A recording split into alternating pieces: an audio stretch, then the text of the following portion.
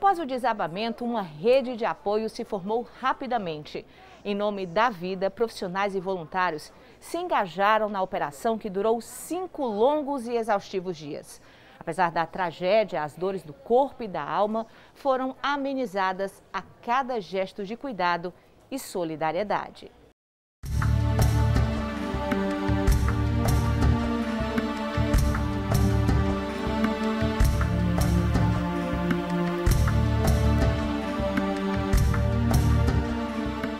Mais de 100 horas. Esse foi o tempo empenhado pelos bombeiros na operação de resgate de vidas nos escombros do edifício Andréa. Gestos silenciosos e momentos de euforia se revezavam a cada instante. Era sinal de vida. Ao longo de 5 dias, o trabalho foi constante e levou os profissionais ao limite do esforço humano. Uma das maiores dificuldades que nós tínhamos na operação era convencer aos nossos bombeiros que estavam lá que eles precisavam também descansar, que precisavam ir em casa, repor as energias para voltar. 135 bombeiros divididos por 3 turnos foram deslocados para o atendimento na chamada Zona Quente, que era a área dos escombros. A grande maioria deles com especialidade em busca e resgate em estrutura colapsada, que fez todo um diferencial. A gente tinha já feito treinamentos e especializado bombeiros nossos em ocorrências daquele tipo. É uma coisa, embora no dia a dia a gente não tenha ocorrência daquela magnitude, mas a atividade de bombeiro a gente prefere treinar e qualificar antes que aconteçam as tragédias. Ana Carolina era uma das que tinha feito o treinamento. Ela permaneceu do início ao fim da operação. O primeiro momento difícil foi a sensação de você chegar e ver o cenário, né? E de você pensar, e agora? Né? Quantas pessoas tem aí? Como que a gente vai conseguir resgatar todo mundo? Porque dá esse impacto inicial, acho que não só em mim, mas em qualquer pessoa que viu o cenário logo que chegou, né? E esse primeiro passo, só que logo imediatamente você já vai começando a traçar todas as estratégias, já vai começando a formar, né, e organizar a operação na cabeça. E o segundo momento, acredito eu, que é na hora que a gente encontra, né, uma vítima. À medida que o trabalho dos bombeiros avançava, uma rede de solidariedade aumentava. Os voluntários chegavam de carro, a pé, de todos os cantos da cidade. Sacolas, colchões, garrafas de água, alimentos não paravam de chegar nos pontos de apoio, onde voluntários se revezavam para auxiliar familiares e trabalhadores que atuavam dia e noite nos resgates. Logo que soube da tragédia, Daniel quis ajudar. Ele pediu licença do trabalho e avisou a família que só voltaria para casa quando cumprisse sua missão. Um acontecimento como esse trágico, a gente espera que todos os órgãos de defesa estejam aptos a fazer um serviço o mais rápido possível. E os bombeiros estavam, a Cruz Vermelha também cumpriu bem a sua missão, a Defesa Civil também estava a postos, mas ainda assim era algo que exigia uma urgência. Tinha vidas embaixo dos escombros. Então a gente queria de alguma forma ajudar a quem oficialmente estava encarregado disso. Então na nossa casa a gente tinha água, tinha quentinha, tinha área de descanso, tinha colchonete, tinha toda uma estrutura, tinha EPIs, toda uma estrutura para ajudar, porque era algo que exigia muito esforço, muita gente, muito trabalho, muita pressa. Então o intuito foi esse, montar uma equipe de apoio a unidades oficiais. O conforto para as dores do corpo e da alma também chegaram a partir de outra corrente do bem.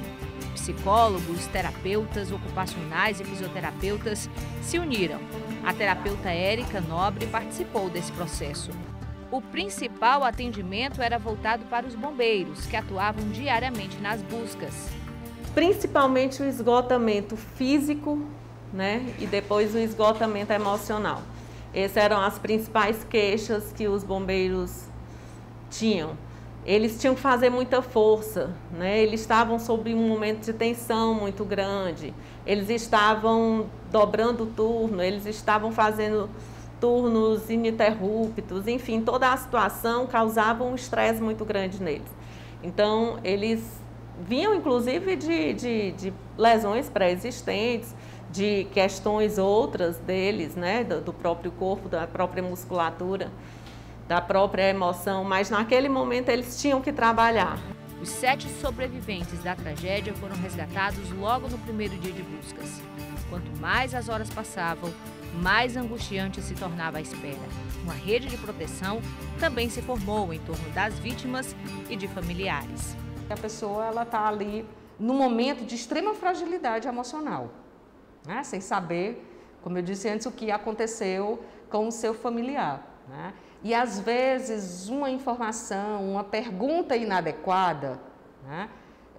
Ela pode causar traumas e danos, né, mais desorganizativos para a pessoa, para que ela possa, né, agir, para que ela possa tomar certas providências, né? Por exemplo, para que aquele familiar ele possa nos dizer o nome do familiar que, né, provavelmente estava no desabamento, que tipo de providências a gente precisa tomar, das mais básicas, né? Se ele está precisando de uma água, a gente precisa aferir pressão, a gente precisa saber se esse familiar já tem algum histórico de algum problema de saúde, ou seja, esses cuidados, né, que é de preservação, para que a gente exatamente não aconteça com esses familiares algo mais grave, né, de desorganização. E assim, no meio de tanta dor, ainda foi possível enxergar esperança.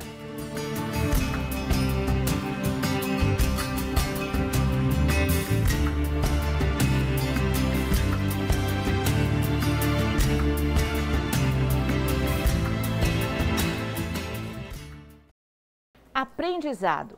Essa talvez seja a palavra que melhor resume os 12 meses desde o desabamento do edifício Andréa. Aprender a lidar com dor, dúvida, um recomeço. Para quem vivenciou de perto a tragédia, seja como vítima ou como voluntário, o que ficou foi a experiência que jamais será esquecida.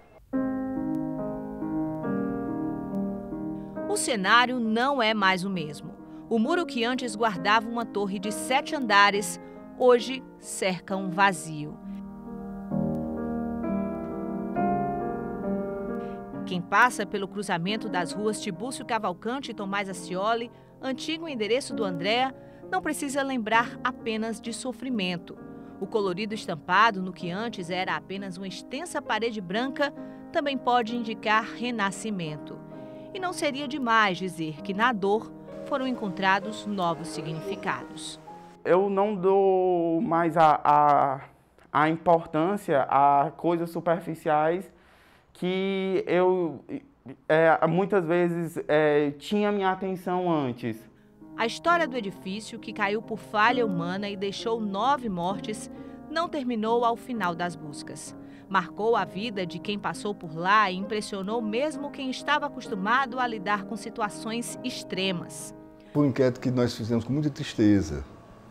A aflição de familiares das vítimas vindo aqui, né? Todas aquelas fotografias de pessoas que foram encontradas lá debaixo dos escombros. Foi o que não só eu como delegado, mas toda a delegacia ficou muito, vamos dizer, usar o termo até traumatizado com esse procedimento. A gente, quando está dentro da ocorrência, nós bombeiros, a gente tenta ser o mais, vamos dizer assim, técnico possível, até para que a gente não perder o foco. Mas não tenha dúvida que não só eu, como todos os bombeiros que participavam ali, a gente tinha todo um componente emocional, psicológico muito forte. Mas a gente procurava canalizar toda essa questão psicológica, emocional, no intuito de conseguir dar o melhor resultado possível da operação. A gente recebia solidariedade de todos os lados, pessoas que poderiam ir até lá e que iam e prestavam essa solidariedade, e outras que não puderam, mas que com suas orações, com a sua vontade de ajudar, também nos davam força para que a gente pudesse operar lá. Então, acho que esse foi o grande legado que a gente percebeu e a sociedade percebeu. E quando a gente tem um motivo nobre e comum de salvar vidas, de ter amor e empatia ao próximo, a gente consegue realmente fortalecer e ter bons resultados. Os dias de trabalho voluntário como fisioterapeuta marcaram a vivência profissional de Ricardo. Ele se surpreendeu com a mobilização da categoria. A gente começou com 2 macas que eram as do conselho. E aí a gente começou a mobilizar de manhã. Criamos um card pela comunicação e a pedir que profissionais fossem até lá para nos apoiar. A gente tem uma rede de colaboradores que fazem parte não do conselho, mas de um grupo que atua para o conselho, muito grande. Mas assim, a gente surpreendeu, eu fico muito feliz, porque quando a gente chamou e disse que não tinha máquina suficiente, que não tinha profissional suficiente, a gente teve depois de controlar a entrada pela quantidade de pessoas que foram lá. E, inclusive, em 24 horas, a gente sabia que podia ajudar, a gente sabia o que estava fazendo, a gente não tinha a prática, a gente não tinha a experiência e não queria ter essa experiência. Mas fica aqui um grande legado, um grande aprendizado para a gente, muito, muito importante para a minha vida, como agora na pandemia. Mas eu vou te dizer uma coisa, é um momento que você põe a pessoa certa, no lugar certo, na hora certa, para ajudar quem estava, infelizmente, no lugar errado, na hora errada. Foram 5 dias trabalhando no local dos escombros. E a todo instante, Érica era surpreendida pelas emoções que jamais vai esquecer. Muitos objetos pessoais eram tirados dos entulhos e trazidos lá para onde nós estávamos.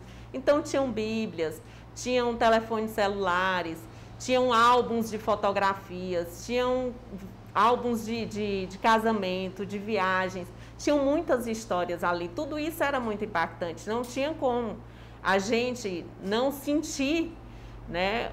Não ter uma sensação diferente com o que tudo estava acontecendo ali.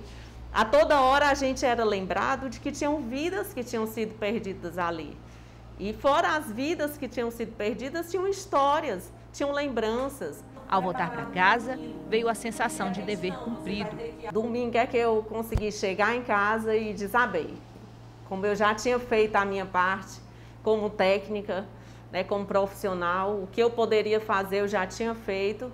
Então, no domingo, depois de tudo encerrado, aí eu deixei a pessoa humana tomar conta de mim. E aí veio todo aquele desabafo, daquela tensão de 5 dias, né, e ao mesmo tempo agradecendo a Deus por ter tido, né, a oportunidade de ajudar, apesar de não querer, obviamente, que nada daquilo tivesse acontecido, porque era uma dor muito grande. Toda situação que nos atravessa nos deixa diferentes, né? Assim, eu acho que não dá para a gente passar por uma situação de tamanho impacto, né, Nicolas, assim, e não sair diferente.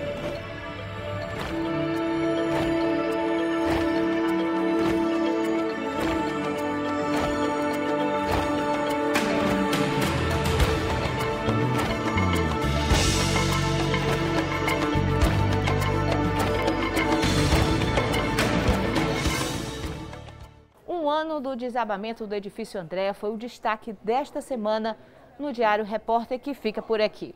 Lembrando que o programa vai ao ar toda sexta-feira, às 9h30 da noite. Obrigada pela companhia, ótimo fim de semana e até a próxima.